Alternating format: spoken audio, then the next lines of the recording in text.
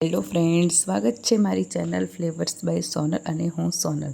તો મિત્ર, આજે હું તમારી માટે લઈને આવી છું એકદમ સરસ મજાનો પરફેક્ટ ડિનર કોમ્બો. તો આજે મેં બનાવ્યું છે સરસ મજાના આલુ પરોઠા, ગ્રીન ચટણી, દહીં અને શાહી મસ્ત જોરદાર બિરયાની, જેને ખાતા જ બહુ મજા આવી ગઈ. મેં ટેસ્ટ પણ કર્યું, સરસ હતું. થોડીક જ વાર બાદ મનીષાબેન આવી ગયા અને પૂછવા માંડ્યા કે ભાભી, પાછા આટલા બધા બટેકા કેમ બાફ્યા?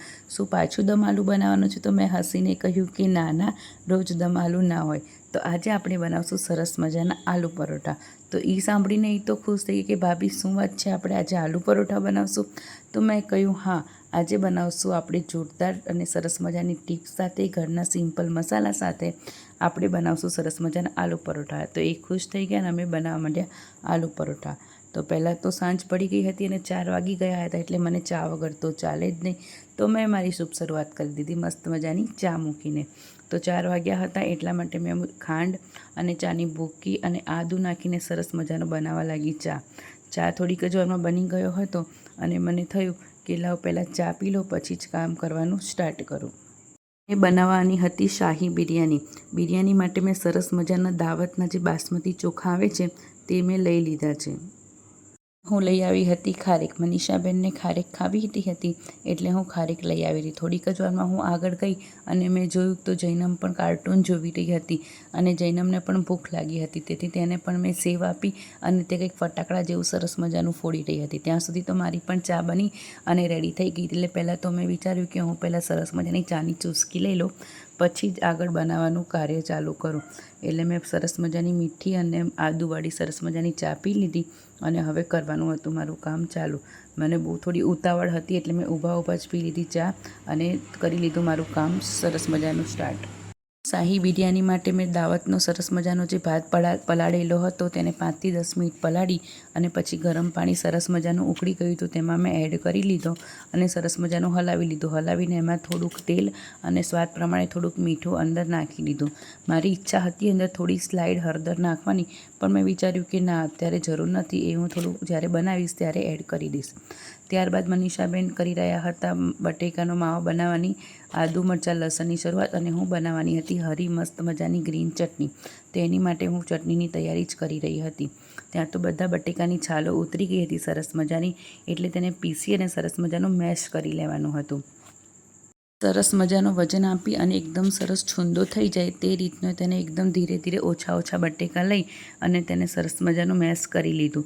એટલું ધ્યાન રાખવાનું કે આલુ પરોઠા બનાવતા હોય ત્યારે બટેકાનો નાનકડો પણ ટુકડો ના રહી જવો જોઈએ. જો નાનકડો ટુકડો રહી જશે તો તે આલુ પરોઠામાં જ્યારે આપણે વણશું ત્યારે વચ્ચે આવશે અને મજા નહીં આવે. એટલા માટે ખાસ ધ્યાન રાખવાનું, એને એકદમ સરસ મજાનું ઝીણું મેશ કરી લેવાનું. મેં થોડીક જ વારમાં તેને સરસ મજાનું કરી લીધું મેશ, અને તમે જોઈ શકો છો આ રીતે બધા બટેકાને મેં કરી લીધા મિક્સ. કારણ કે મારે સાંજે 40 ટિફિન હતા એટલે મારે માવો થોડો વધારે જોઈએ, એટલે મેં તપેલું ભરીને કર્યો હતો માવો. ત્યારબાદ મારે કરવાની હતી ચટણીની તૈયારી. એટલે સરસ મજાનો પુદીનો અને ધાણાને લઈ અને મેં ધોઈ નાખ્યા હતા. તો હું બનાવવાની છું સરસ મજાની ગ્રીન ચટણી. તેમાં મેં ધાણા, સૂકા મરચાં, સિંગદાણા, લીલા મરચાં અને લીંબુ અને ખાંડ નાખી અને બનાવવાની છે. આ રહી મારી હરી ચટણી. માત્ર સાઈડ ડીશ નહીં, પણ એ મારા મેનૂનો ફ્રેશ હીરો છે. લીલો રંગ, તીખો સ્વાદ અને લસણનો સ્વાદ, ખાવાવાળાની આંખ ઉગાડી દે તેવું સરસ મજાનું ફ્લેવર આપે મારી ચટણી. મારી હરી ચટણી વગર આ પ્લેટ સાવ અધૂરી જ છે. તો મેં બનાવી હતી ખાટી મીઠી તીખી સરસ મજાની ગ્રીન ચટણી. આમાં મેં કોઈ કલર એડ નથી કર્યો. મેં ખટાશ માટે ખાંડ અને મીઠાશ માટે ખાંડ, ખટાશ માટે થોડુંક લીંબુ અને કાચી કેરી જે સિઝનમાં મળી જાય છે તે એડ કરીને સરસ મજાની ચટણી બનાવી દીધી. જો ચટણી આટલી સરસ છે તો વિચારો મારા આલુ પરોઠા કેટલા ફાઇન હશે. તો બસ, તો હવે થોડીક જ વારમાં જૈનમ પણ બહાર રમતી હતી તો એને સાયકલ ચલાવતી જોઈ આજુબાજુવાળી છોકરીઓ પણ રમવા આવી. ત્યાં મારી ફ્રેન્ડ પૂનમ બેઠી હતી, તેણે મને હાય કહ્યું અને કહ્યું કેવી ચાલે છે પરોઠાની તૈયારી? મેં કીધું જોરદાર. અને જૈનમ સરસ મજાનો સાયકલ ચલાવીને રમી રહી હતી અને કહેતી હતી મમ્મા જલ્દી આલુ પરોઠા બને એટલે મને બોલાવ, એટલે હું જલ્દી આવી જાઉં.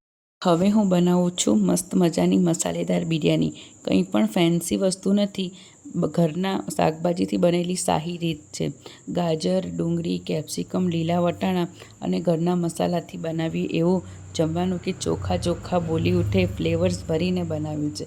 આ મિત્રો, મેં બનાવી હતી એકદમ સરસ મજાની જોરદાર શાહી બિરયાની, જેને જોતાં જ ખાવાનું મન થઈ જાય. તો ચલો હું તમને બતાવું કઈ રીતે બનાવી. તમે જો ભાવતી હોય તો જરૂરથી રેસીપીને ટ્રાય કરજો. તો સૌપ્રથમ કઢાઈમાં મેં લઈ લીધું તેલ. તેલને થોડીક વાર થવા દીધું ગરમ.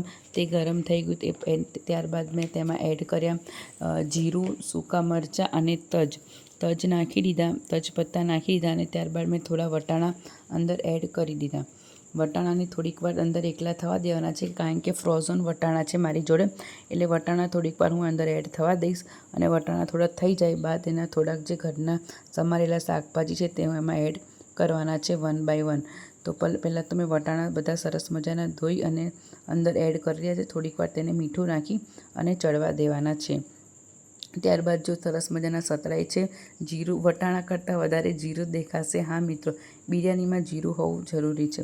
પછી મેં થોડીક વાર તેને ચડાવી લીધું અને પછી જોયું વટાણા થોડા સરસ મજાના થઈ ગયા છે. ફ્રોઝન હતા પણ તો પણ 5 મિનિટમાં ગરમ તેલમાં સરસ મજાના થઈ જાય છે. ત્યારબાદ અંદર એડ કરવાના હતા સરસ મજાના કાપેલા ગાજર, ડુંગળી અને કેપ્સિકમ. તે બધાને સરસ મજાના અંદર સતળાવા દેવાના હતા. થોડીક વાર સતળાઈ જાય પછી તેમાં એડ કરવાના હતા નોર્મલ ઘરના જ મસાલા, બીજો કોઈ મસાલો નહીં. હું બિરયાનીમાં કે કંઈ પણ મારું એડ બનાવું છું નવી વસ્તુ, તેમાં હું કોઈ બહારના મસાલા એડ કરતી જ નથી. અમે જે ઘરના નોર્મલ મસાલા હોય તે જ એડ કરીએ છીએ. પહેલાં તો મેં આમાં બધું ચડી ગયું બાદ એમાં મેં એડ કર્યું હળદર અને મીઠું. મિત્રો, મારી બિરયાની એકદમ જોતાં જ શાહી નહીં પણ સ્વાદમાં પણ એકદમ શાહી અને જોરદાર લાગતી હતી. તેને જોતાં જ બધાને ખાવાનું મન થઈ જાય અને તેની સુગંધ છેક બહાર સુધી આવતી હતી અને ખરેખર જોરદાર બની હતી. પછી થોડીક વાર બધા મસાલા એડ કરી અને મસાલા મિક્સ કરી અને જે બનાવેલો મારો બાસમતી દાવત રાઈસ હતો તે બધું જ મેં અંદર એડ કરી દીધો. એડ કરીને એકદમ ધીરા હાથે તેમાં બધું સરસ મજાનું એડ કરી મિક્સ કરી લીધું. તમે જોઈ શકો છો મારી બિરયાની કેટલી સોલિડ લાગે છે. જોતાં જ મોઢામાં પાણી આવી ગયા ને તો કોમેન્ટ જરૂરથી કરજો મિત્રો, કોમેન્ટ જરૂરથી કરજો. થોડીક જ વાર તમે જોઈ શકો છો મારી શાહી બિરયાની એકદમ શાહી રીતથી બનીને થઈ ગઈ છે રેડી. એમાં મેં નાખી દીધા ઘણા બધા સિઝનના સરસ મજાના લીલા ધાણા. એટલે હું તમને બોલાવું છું, જો મારી બિરયાની થઈ ગઈ છે, આવો મિત્રો ખાવા. સરસ મજાની છે. જો તમને ભાવતી હોય તો કમેન્ટ કરીને કરજો. ત્યાં તો થોડીક જ વારમાં આલુ પરાઠાનો મસાલો રેડી કરવા મમ્મી આવી ગયા અને સરસ મજાનો કરી રહેશે અંદર આલુ પરાઠાનો મસાલો. તો જુઓ મમ્મી કેટલા પ્રેમથી આલુ પરાઠાનો મસાલો તૈયાર કરે છે. એક વસ્તુમાં તેમના અનુભવો મૂકે છે. બાફેલા બટેકામાં ઉમેરાય છે હળદર, મરચું, મીઠું, ધાણા જીરું, થોડોક આમચૂર્ણ પાવડર અને લીંબુ અને ખાસ ચટપટું ટચ આપે છે.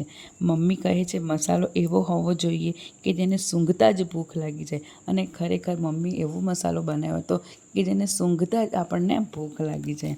હા મિત્રો, મમ્મી બનાવે એટલું સરસ અને અમારા બધાને એટલું બધું ભાવે.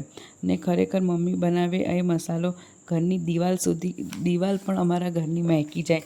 મારું આખું કિચન એટલું સરસ મજાનું મહેકી જાય. આ મસાલો માત્ર સ્વાદથી નહીં પણ એમાં મમ્મી જે બનાવતા હતા કેટલા વર્ષોના અનુભવનો તજમાજ અને દિલથી કરેલ પ્રેમ છે.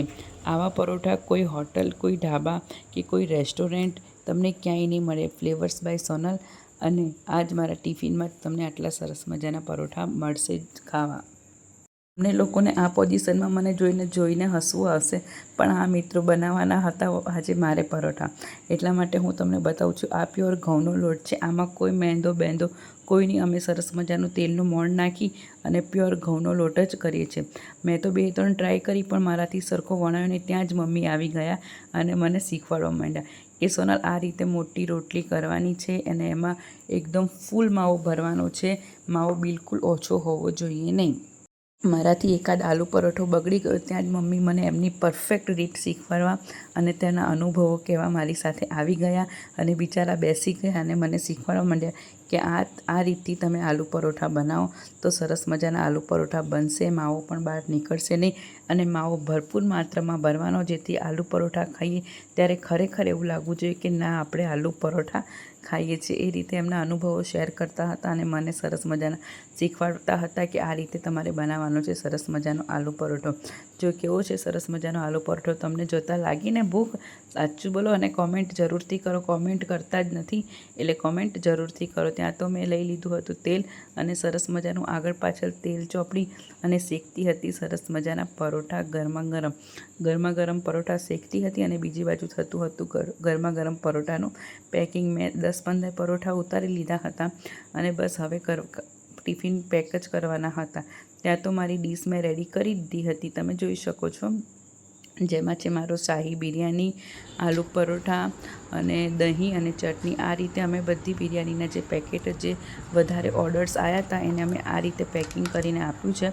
મારા ટિફિનના કસ્ટમરોને તો ટિફિનમાં જ આપ્યું હતું, પણ જે એક્સ્ટ્રા ઓર્ડર હતા તેને બધાને આ રીતે સરસ મજાનું પેકિંગ કરી અને આપ્યા.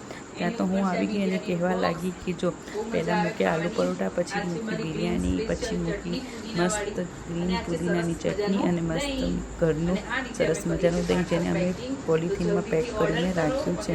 એટલે બધાને આ રીતનો કોમ્બો મોકલ્યો છે. ચેનલને લાઈક, શેર, સબસ્ક્રાઈબ કરજો. મોર મિની બ્લોગ જોવા